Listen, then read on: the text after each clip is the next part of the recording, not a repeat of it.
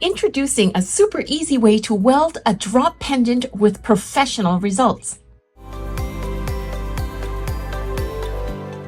Here's another idea. Say if, in fact, you want it to be moving, so sliding a charm so that it moves along the chain, what you can do is have that pre-made, and then all you have to do is add your jump ring and weld. And now you've got charms already made that you could add and weld later, or have them pre-made and people can take them home and add on to their necklace. Even better is, say for example, got the stone, especially in gold filled. Welding will give you a tiny little piece of dark over time. It's inconspicuous, but it's there.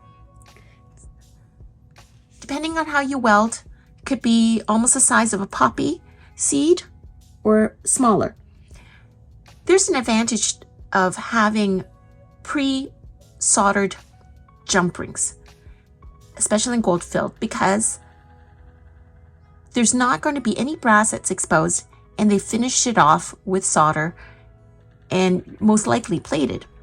And so you can then simply add your wire to it. Now, the other thing is, what you can do is, if you don't like it lying flat when it's against the wrist, what you can do is, in fact, press it down like this and buy the smallest solder rings that you can get your hands on, because you can squeeze it to an oval and it will fit and slide along thick flat chains like any of these paper clip, and even thicker ones like the Mariner. You see? So we have that, and then now all we have to do is make that piece. So actually, I'm going to make a garnet pendant in gold filled. So I do the same thing where I cut a little bit on either side. Don't worry about measuring it, because when you pinch it and bring it to the top, now this is the only part that's a bit tricky. You want it centered where you pinch, otherwise it can be lopsided. So you gather both sides and you pinch like that, right? And so it doesn't matter which side is higher, because you're going to cut it. And I'm going to cut like such. So, oops, like this.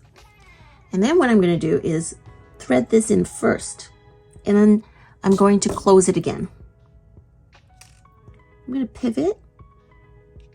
Pivoting is a lot better than forcing it open. Sideways, you can just pivot back and it'll be secure.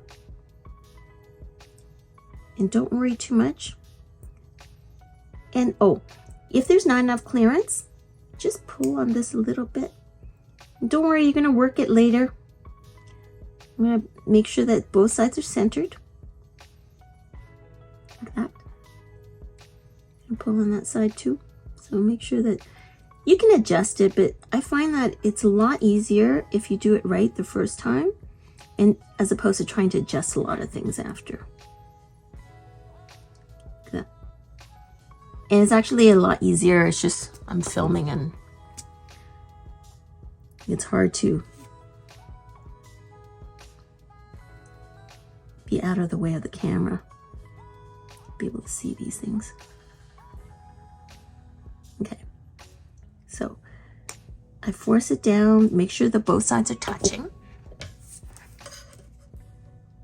And like this. Let's make sure that you can see that. And I'm going to actually do it from the other angle because I find it's clearer.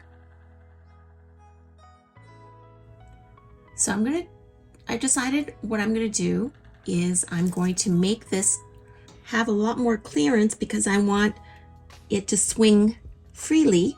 So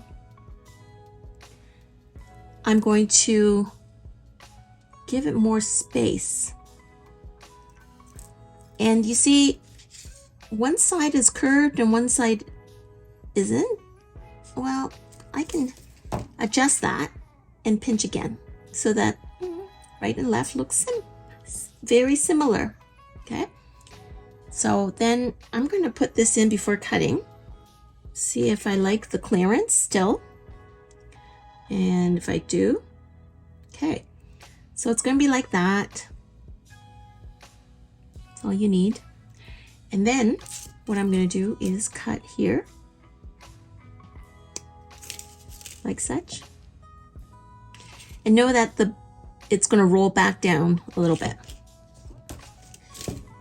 And I move the ring to the side. Oops, hang on a second. I forgot. I want to check to make sure the side by side. Okay, there you go. You see, there's a little ball and it's inconspicuous. It's very pretty actually. Okay. And then, moment of truth. Ta-da! Oh. And now you have a drop pendant that can slide onto any chain. Thanks for watching. Please support my efforts to freely share knowledge by liking and subscribing to my video channel. It helps the algorithm. Thank you so much. I'm going to leave some information about my company as well as the Orion Micro Welders.